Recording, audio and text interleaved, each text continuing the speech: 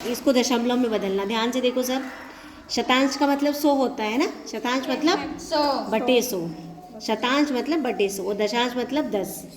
तो इसे हमें क्या करना था, इसे बोलते हैं स्थानीय मान।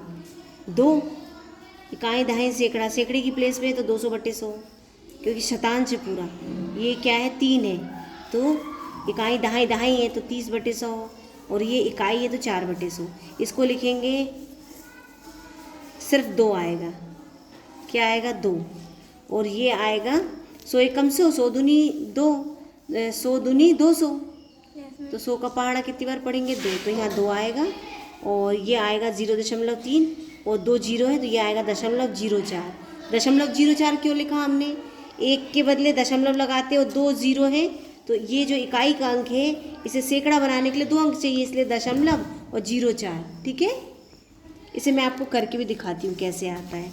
लिखा है 4 में 100 का भाग देना। देखो ये दशमलव कैसे आता है, 0 दशमलव, जब 0 दशमलव लगाते हैं तो यहाँ पे 1 0 बढ़ता है, लेकिन अभी भी ये 100 है, ये 40 है, 100 से 40 में भाग जाएगा, नहीं जाएगा, तो हम यहाँ एक और 0 लेंगे, यहाँ एक और 0 लगाएंगे। अभी 400 हो गया, 100 चक्को 400, भाग चला गया।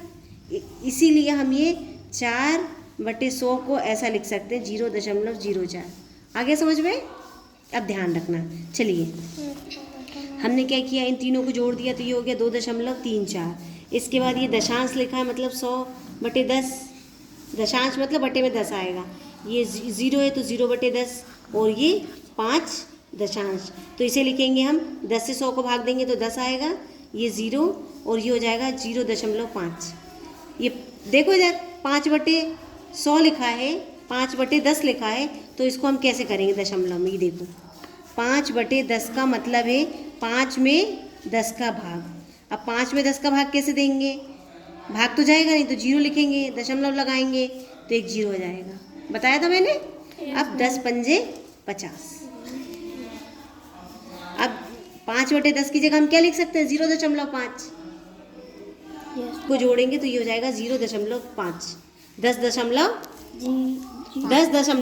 क्या बोलेंगे, 10.5। बहुत ध्यान से देखो, दशमलव वाले सवाल है। अब देखो मापन, इकाइयाँ, मापन इकाइयाँ क्या होती है, लंबाई में परिवर्तन। जैसा कि हम देख रहे हैं 1 सेंटीमीटर बराबर 10 मिलीमीटर होता है, 1 सेंटीमीटर बराबर 10 मिलीमीटर। और अगर हमें 1 मिलीमीटर बताना है, ये 1 मिलीमीटर, तो ये 10 बराबर की दूसरी तरफ जाएगा तो बटे में जाएगा। बताया था ना मैंने, जब कोई चीज़ गुणा में होती है तो भाग में जाती है। तो 1 मिलीमीटर बराबर 1/10 सेंटीमीटर। ठीक है, और 1/10 का मतलब 0.1। ये समझ में आ रहा है कैसे आया, है ना। 1 है तो यहाँ दशमलव लग जाएगा, 0.1। ठीक है, अब देखिए निम्नलिखित में से कितने सेंटीमीटर इतने मिलीमीटर। अब 5 मिलीमीटर को हमें सेंटीमीटर में बदलना है, 5 मिलीमीटर, तो जब भी कोई मिलीमीटर को सेंटीमीटर में बदलना हो तो 1/10 का गुणा करेंगे तो ये हो जाएगा 5/10। बताया था मैंने। और इसको क्या लिख सकते हैं, 0.5 बताया था। इसके बाद ये 12 मिलीमीटर, 12 मिलीमीटर है तो ये हो जाएगा 12, 10 और 2, 10 को क्या लिखेंगे, पूरा 1 सेंटीमीटर, और ये 2/10, तो 2/10 को 0.2 जोड़ देंगे तो 1.2। ठीक है, अब देखिए 5.6 सेंटीमीटर कितने मिलीमीटर के बराबर है, 5.6 सेंटीमीटर कितने मिलीमीटर के बराबर है, 5 मतलब 50, 5 मतलब 50 मिलीमीटर, और 6 तो ये हो जाएगा 1 सेंटीमीटर में 10 मिलीमीटर होते हैं, तो 5 लिखा है तो कितने हो जाएंगे, 5 सेंटीमीटर मतलब 50, और ये 6 56 मिलीमीटर। 5.6 सेंटीमीटर में 56 मिलीमीटर, 56 मिलीमीटर। दिए गए रिक्त स्थानों को भरिए। हमें क्या करना है, मिलीमीटर को और सेंटीमीटर को एक दूसरे में बदलना है। अगर ये मिलीमीटर दिया है, 12 मिलीमीटर मतलब 1.2 सेंटीमीटर, 56 मिलीमीटर मतलब 5.6 सेंटीमीटर। अब 70 मिलीमीटर लिखा है तो कितने सेंटीमीटर होगा, ये 60 सेंटीमीटर। इसके बाद देखिए 0.9 सेंटीमीटर लिखा है, 0.9 सेंटीमीटर का मतलब है ये कितने मिलीमीटर होगा, 9 मिलीमीटर। अब 134 मिलीमीटर लिखा है, 134 मिलीमीटर में कितने सेंटीमीटर होंगे बताओ, 13.4 सेंटीमीटर। शाबाश, वेरी गुड। इसके बाद 203.6 सेंटीमीटर लिखा है, तो कितने मिलीमीटर होगा ये? 2036 मिलीमीटर। सेंटीमीटर तो दिया है ना। चलिए अब हम देखेंगे कि एक हमारे पास ये क्या लिखा हुआ है। एक छोटी कोई वस्तु है और सन्निकट माप, मतलब पास पास का माप कैसा होता है वो हम देखेंगे। इसमें 0.5 मिलीमीटर लिखा है, 1 मिलीमीटर लिखा है और ये 1.5 मिलीमीटर। वास्तविक माप क्या होता है ये देखो, ये चौड़ी लाइन, ये उससे थोड़ी सी कम, ये उससे भी कम, तो किस तरह से लंबाई में अंतर होता है समझ में आ रहा है। आगे हम देखेंगे 3 नीली पट्टियाँ पेन से चिन्ह बनाने के प्रतीकात्मक सापेक्ष मापों को निरूपित करती है। सूक्ष्म चिन्ह, मध्य चिन्ह और गहरा चिन्ह, ये समझ में आ रहा है। ये ज़्यादा चौड़ा है, ये उससे कम, ये उससे कम। ये लंबाई को हमें जो मापते हैं ना, मापन करते हैं, उसको दिखा रही है, समझ में आ रहा है। चलिए दूसरी बात, मानव के बालों की मोटाई, जो हमारे बाल होते हैं ना मानव, उनके बालों की जो मोटाई होती है वो होती है 0.1 मिलीमीटर। 0.1 मिलीमीटर। एक समाचार पत्र की मोटाई 0.05 मिलीमीटर से 0.08 मिलीमीटर हो सकती है। इसके बाद सरसों के बीजों की मोटाई 1 से 2 मिलीमीटर होती है। अब तक खोजी गई चींटियों की सबसे छोटी प्रजाति केरबारा ब्रूनी की कुल लंबाई 0.8 से 1 मिलीमीटर होती है। ये श्रीलंका और चीन में पाई जाती है। कहाँ पाई जाती है? श्रीलंका और चीन। इनकी लंबाई की बात करें, किसकी? चींटी की। अब तक खोजी गई भूमि घोंघा प्रजातियों में सबसे छोटे घोंघे एल्मेला नाना के खोल का व्यास 0.7 मिलीमीटर होता है। ये मलेशिया में पाए जाते हैं। हम यह भी जानते हैं कि 1 मीटर बराबर 100 सेंटीमीटर। जो हम कपड़ा खरीदते हैं ना, मीटर में खरीदते हैं, 1 मीटर में कितने सेंटीमीटर होते हैं? 100। और अगर 1 सेंटीमीटर बताना हो तो कैसे बताएंगे? ये मीटर, ये 1 सेंटीमीटर बताना है तो ये इसके नीचे जाएगा, मतलब 1/100 मीटर। 1 सेंटीमीटर बराबर 1/100 मीटर। 100 सेंटीमीटर। 100 मत बोलो, 1/100 बोलो। 1/100। 1 सेंटीमीटर बराबर 1/100 मीटर। ठीक है। और इसको हमें अगर दशमलव में लिखना है तो 0.01। ये कैसे आया देखो, 1 में हमें 100 का भाग देना है। ठीक है, तो हम 0 दशमलव लगाएंगे तो 1 0 हो जाएगा। अब ये 100 है, ये 10 है, फिर एक और 0 लगाएंगे तो एक और 0 हो जाएगा। और 100 1 कम 100। तो इस तरह से 1/100 को हम 0.01 मीटर लिख सकते हैं। ठीक है, अब आप समझ गए। अगर यहाँ 5 रहता तो हम लिखते 0.05। ठीक है। चलिए अब देखिए 10 सेंटीमीटर और 15 सेंटीमीटर, इसको हमें मीटर में बदलना है। तो 10 सेंटीमीटर लिखा है तो 10 सेंटीमीटर बराबर 1/10 मीटर। क्यों? क्योंकि इनने लिखा 10/100, ये 0 से 0 कट गया तो 1/10 आया। समझ में आ रहा है। और फिर 1/10, क्योंकि 1 0 था तो 0.1 मीटर। ये समझ में आया। अब हम ये बी वाले को देखते हैं। 15 सेंटीमीटर है। ठीक है, अब हमें इसे मीटर में बदलना है तो हम क्या करेंगे, 15/100 कर देंगे। फिर क्या होगा, 0.15। इकाई दाई दहाई का अंक था ना, तो ये दशमलव लग जाएगा तो 1 स्थान बढ़ जाएगा। आ रहा है समझ में। चलिए ठीक है, तो 15 सेंटीमीटर बराबर 15/100 मीटर। अब 15 को हमने 2 भागों में बांट दिया, एक 10 और एक 5। 10/100, 5/100। तो 10/100 को हम 1/10 मीटर लिखेंगे और ये 5/100 हो गया। तो ये हो जाएगा 0.1 और ये हो जाएगा 0.05। आ रहा है समझ में। दोनों को जोड़ देंगे तो ये जोड़ा कैसे, ये देखो 0.1 और 0.05 ऐसे जोड़ते हैं बेटा। दशमलव की जगह दशमलव आना चाहिए। 5.1.0 ये आंसर आ गया। ठीक है, चलिए अगला देखते हैं हम। ये 36 सेंटीमीटर है, इसको मीटर में बदलना है तो 0.36 मीटर। क्यों ऐसा होगा, क्योंकि 36/100 तो ये दशमलव हो जाएगा। ये 50 सेंटीमीटर को मीटर में बदलना है तो 50/100 तो ये 0.50 हो जाएगा। इसके बाद ये 89 मीटर है, इसको सेंटीमीटर में बदलना है तो ये हो जाएगा 89 सेंटीमीटर। यहाँ देखिए 4 सेंटीमीटर है, इसको मीटर में बदलना है तो ये हो जाएगा 0.04 मीटर। 325 सेंटीमीटर है, इसको मीटर में बदलना है तो 3.25 मीटर। इसके बाद 2.07 मीटर है, इसको सेंटीमीटर में बदलना है तो 207 सेंटीमीटर। अब देखिए 1 मीटर में कितने मिलीमीटर होते हैं, देखो 1 मीटर में 100 सेंटीमीटर थे, ठीक है, और 1 सेंटीमीटर में कितने मिलीमीटर होते हैं, 10 मिलीमीटर। तो ये 100 है, 100 में 10 मिलीमीटर का गुणा कर देंगे तो ये हो जाएगा 1000 मिलीमीटर। 1 मीटर में कितने मिलीमीटर होंगे, 1000। कितने होंगे, 1000 मिलीमीटर। देखिए 1 मिलीमीटर बराबर 1/1000 मीटर। अब देखिए 1 मीटर बराबर 1000 मिलीमीटर, और अगर हमें 1 मिलीमीटर बताना है, 1 मिलीमीटर बताना है मीटर के, तो 1 मिलीमीटर बराबर 1/1000 हो जाएगा। ठीक है, ये देखिए लिख सकते हैं। अब हम देखेंगे ये मछली है, ये अलग अलग प्रजाति की मछली हैं, एग है, इनकी लंबाई कैसी है, चौड़ाई कैसी है।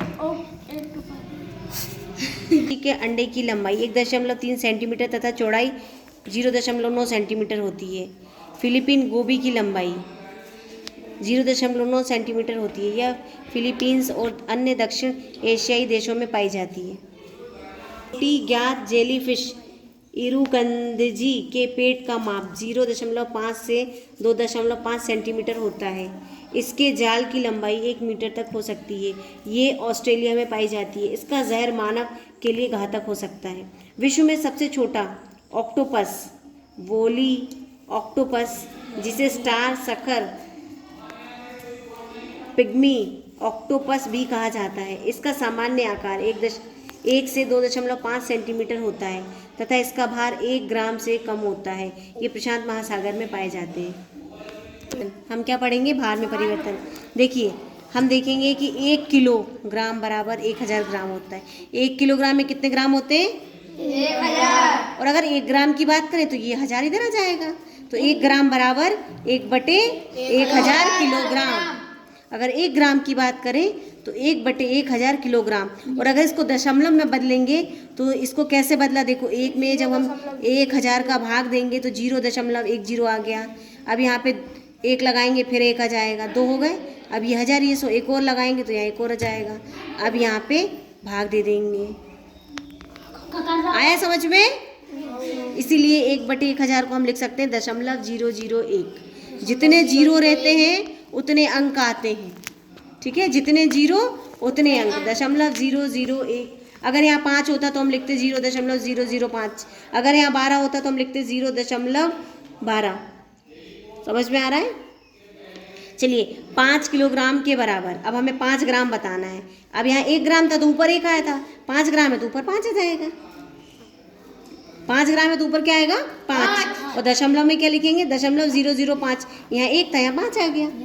अब यहाँ देखो 10 किलोग्राम के बराबर। अब 10 ग्राम बोल रहा है तो ऊपर 1 की जगह 5, और अब यहाँ 10 आ जाएगा, 10/1000। तो इसको हम लिखेंगे 1 0 से 1 0 कट जाएगा, 100 आ गया तो 0.010। आगे देखिए, प्रत्येक ग्राम 1 किलोग्राम का एक सहस्त्रांश होता है। 254 ग्राम को लिखा जा सकता है। आप समझ रहे हैं सहस्त्रांश मतलब 1/1000। ठीक है, अब जैसे कि ये लिखा है 354 ग्राम को हमें लिखना है, 254 ग्राम को लिखना है हमें किलोग्राम में। तो 254 ग्राम को जब किलोग्राम में लिखेंगे 254/1000। 1000 लिखा, इस 2 के लिए हमने अलग कर दिया, 2 इकाई दहाई सैकड़ा। ये दहाई की जगह पे है तो 200/1000, 50/1000, 4/1000। समझ में आ रहा है? 2 0 से 2 0 कट जाएंगे, 2/10। 1 0 से 1 0 कट जाएगा, 5/100। और ये 4/1000। इसको लिखेंगे हम 0.2। इसको लिखेंगे 0.005 जोड़ का चिन्ह। इसको लिखेंगे 0.004। सबको जोड़ देंगे तो 0.254। जोड़ेंगे कैसे, ये देखो 0.205 कैसे जोड़ेंगे, 0.04। यहाँ दशमलव है, ये हो जाएगा 4, ये हो जाएगा 5, ये हो गया 2, ये दशमलव और ये 0 किलोग्राम। समझ में आ रहा है? चलिए अब हम इसे देखते हैं। देखिए 465 ग्राम को हम किलोग्राम में कैसे लिखेंगे? 0.465 किलोग्राम। 704 ग्राम को किलोग्राम में कैसे लिखेंगे? 0.704 किलोग्राम। 68 ग्राम को किलोग्राम में कैसे लिखेंगे? 0.068 किलोग्राम। 0.56 किलोग्राम को ग्राम में बदलना है तो ये हो जाएगा 560 ग्राम। 1560 ग्राम को किलोग्राम में लिखना है तो क्या लिखेंगे? 1.560 किलोग्राम। 2.5 किलोग्राम को लिखेंगे 2500 ग्राम। अब देखिए 1 ग्राम की ढेरी से प्रारंभ करते हुए पिछली ढेरी का पैकेट 10 गुनी भारी उत्तरोत्तर ढेरियां ज्ञात की जा सकती हैं। इस चित्र में चावलों का कुल भार 11.111 किलोग्राम है। ये 0.01 किलोग्राम है, मतलब 1 ग्राम। ये 10 ग्राम, ये 100 ग्राम, ये 1000 ग्राम और ये 10,000 ग्राम। 1 ग्राम को दशमलव में ऐसे लिखेंगे 0.001 किलोग्राम। 10 को किलोग्राम में लिखेंगे 0.01 किलोग्राम। और ये 100 ग्राम है, 100 ग्राम को लिखेंगे 0.1 किलोग्राम। इसके बाद ये 1000 ग्राम है, इसको 1 किलोग्राम लिखेंगे। और ये 10,000 ग्राम है, इसको 10 किलोग्राम लिखेंगे। इन सबको जोड़ेंगे तो ये क्या जाएगा?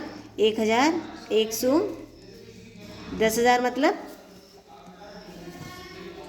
ये जुड़ गया इसमें 10,000 और 1 11,000। 111 kilogram. 1 2 3 11 kilogram 111, 11 kilo 111 gram kilogram. ठीक है, चलिए अब हम देखेंगे 1 ग्राम बराबर 1000 मिलीग्राम होता है। सबको पता है 1 ग्राम में 1000 मिलीग्राम होता है। तो 1 मिलीग्राम कितना होगा? 1/1000 ग्राम। और इसको दशमलव में ऐसे लिखेंगे। अभी हमने किलोग्राम का देखा था ना, ऐसे ही देखा था ना। 1/1000 को 0.001, 3 शून्य है तो 3 अंक आएंगे दशमलव के बाद। ग्राम है। रुपए परिवर्तन। अब हम रुपए देखेंगे कैसे रुपए होते हैं। आपने पैसे के बारे में सुना होगा, 100 पैसे 1 रुपए के बराबर होता है। जैसे कि हमारे पास रुपयों के लिए सिक्के और नोट हैं, इसी प्रकार कुछ समय पूर्व तक पैसों के लिए सिक्कों का उपयोग किया जाता था। 1 पैसा, 10 पैसा, 20 पैसा, 25 पैसा, 50 पैसा पैसों के लिए सिक्के होते थे। 25 पैसे और उससे कम राशि के सिक्कों को 2011 में उपयोग से हटा लिया गया था। कब हटाया था? 2011 में। इसके 2011 के पहले 25 पैसा, 10 पैसा, 50 पैसा चलता था, अब नहीं चलता। परंतु हमें अभी भी बिलों, खातों के विवरण इत्यादि में पैसे दिखाई देते हैं। 1 रुपए में कितने पैसे होते हैं? 100 पैसे। 1 रुपए में 100 पैसे होते हैं। तो 1 पैसा कितने रुपए का? तो 1 पैसा अगर हम बोलेंगे तो 1/100 रुपये। 1/100 रुपये। और दशमलव में लिखेंगे तो 0.01 रुपये। प्रत्येक पैसा 1 रुपए का 1 शतांश होता है। कितना होता है? 1 रुपए का 1 शतांश, मतलब बटे 100 लिखेंगे, है ना। जैसे 75 पैसे हैं तो 75/100। इसको हम 70/100 और 5/100 लिख सकते हैं। एक जीरो से एक जीरो कट जाएगा तो ये आ जाएगा। इसे लिखेंगे 0.7, इसे लिखेंगे 0.05। दोनों को जोड़ देंगे। कैसे जोड़ेंगे? 5, 7, दशमलव और 0। ठीक है, ये हो गए रुपए। पैसा, चले जाओ। 10 पैसा बराबर हमें रुपए में लिखना है तो ये हो जाएगा 10/100, मतलब 0.10, है ना। तो हम लिखेंगे 0.10 रुपए। ये रुपए का निशान है। इसके बाद 0.05 रुपए, तो इसको पैसे में लिखेंगे तो ये हो जाएगा 50 पैसे। ठीक है, आया समझ में। इसके बाद 0.05 रुपए, इसका मतलब ये हो जाएगा 5 पैसे। 99 पैसे मतलब 0.099 रुपए। ठीक है, इसके बाद 0.36, ये रुपए में लिखा है तो पैसे में हो जाएगा 36 पैसे। 250 पैसे लिखे हैं तो ये हो जाएगा 2 रुपए। ये रुपए का निशान है, रुपए। 2 रुपए 50 पैसे, 2 रुपए 50 पैसे ऐसे लिखेंगे। ठीक है। 1970 के दौरान एक मसाला डोसा का मूल्य 50 पैसे था। एक केला 20 से 25 पैसे में खरीदा जा सकता था। 1970 की बात कर रहा है।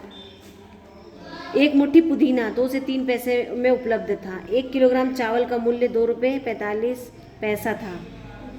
अब इनको अगर हमें जोड़ना है तो कैसे जोड़ेंगे, देखो 50 पैसे दशमलव है ना, इसके बाद लिखा है 20 से 25 पैसे में खरीदा, 25 पैसा ले लेते हैं हम, यहाँ दशमलव आएगा।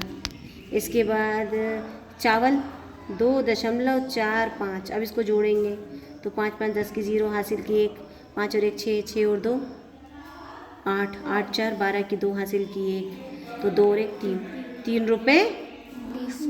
रुपये 20 पैसा। विद्यालय में वयस्क व्यक्तियों के साथ उनके बचपन के समय में प्रचलित विभिन्न उत्पादों और सेवाओं के मूल्यों पर चर्चा कीजिए। पुराने सिक्कों और डाक टिकटों को खोजने का प्रयास कीजिए।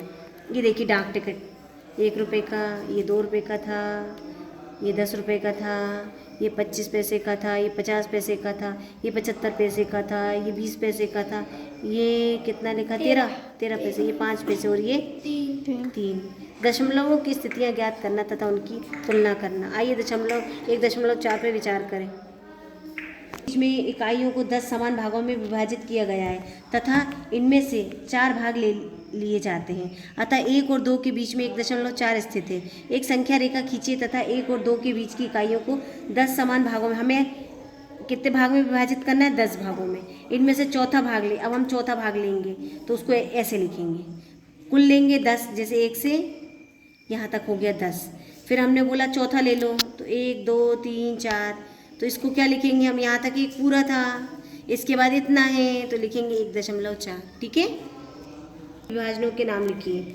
इनने बोला 1 और 1.1 के बीच, ये 1 है और ये 1.1 है।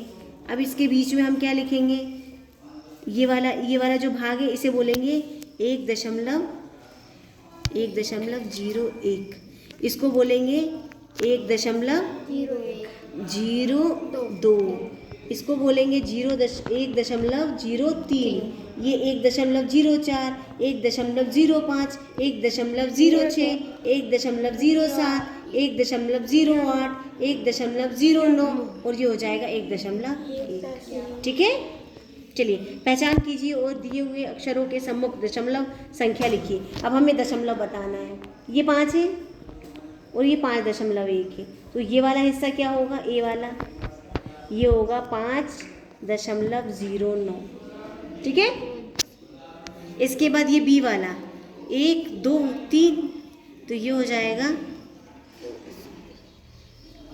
5.03, नहीं 1 है ना, 5.113।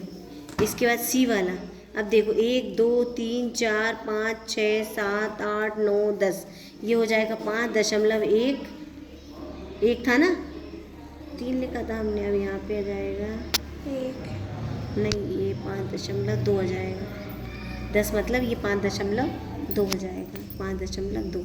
इसके बाद ये 5.3 है, ये वाला हो जाएगा डी वाला 5.31। ठीक है, इसके बाद शून्य की दुविधा। सोनू कहता है कि 0.2 को 0.200 के रूप में लिखा जा सकता है। जारा सोचती है कि दाईं ओर शून्य लगाने पर उस दशमलव संख्या का मान बदल सकता है। आप क्या सोचते हैं? हर स्थानीय मानों का उपयोग करते हुए संख्याओं द्वारा निरूपित राशियों पर एक दृष्टि डालकर उस प्रश्न का उत्तर ज्ञात करिए। होता है, इकाई में तो 0 है, दशांश में 2 है, शतांश में कुछ नहीं है, सहस्त्रांश में भी कुछ नहीं। समझ में आ रहा है ना? दशांश इसको बोलते हैं, शतांश इसको बोलते हैं और सहस्त्रांश इसको बोलते हैं। तो ये जो था ये दशांश था, है ना, और ये था नहीं, ये भी नहीं था। अब हम इसे बताएंगे। तो ये 0 था, ये दशांश 2 था, 0 और यहाँ कुछ भी नहीं। इसके बाद इसे बताएंगे, ये 0 है, ये 2 है, ये भी 0, ये भी 0। इसके बाद ये बताएंगे हम, तो ये 0 है, दशांश 0 है और शतांश 2 है। इसके बाद इकाई 0, दशांश 0, शतांश 0 और सहस्त्रांश 2। अब हम देखते हैं कि सभी समान हैं, क्योंकि ये एक ही राशि को निरूपित करते हैं जो कि दशांश 2 है, परंतु भिन्न भिन्न है। ये जो है दशांश को दिखा रहा है, बाकी सभी क्या है, अलग अलग है। क्या आप बता सकते हैं कि उपरोक्त में से कौन सी संख्या सबसे छोटी है तथा कौन सी सबसे बड़ी? सबसे छोटी संख्या ये होगी 0.002, ये छोटी, ठीक है।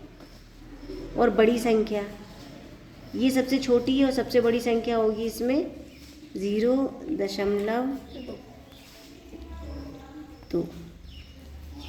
ये सबसे बड़ी है और ये सबसे छोटी है।